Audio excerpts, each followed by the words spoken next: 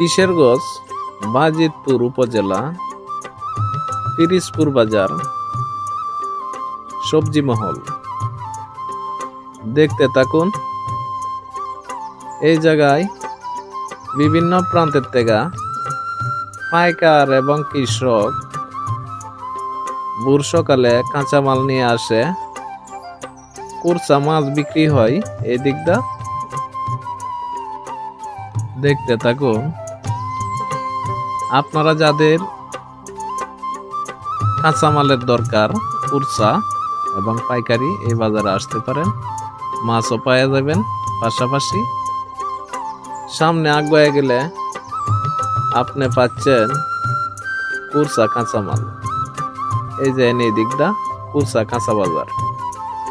যাদের ভালো লাগে ভিডিওটি শেয়ার করে দিবেন। ভালো থাকবেন। আল্লাহ হাফেজ।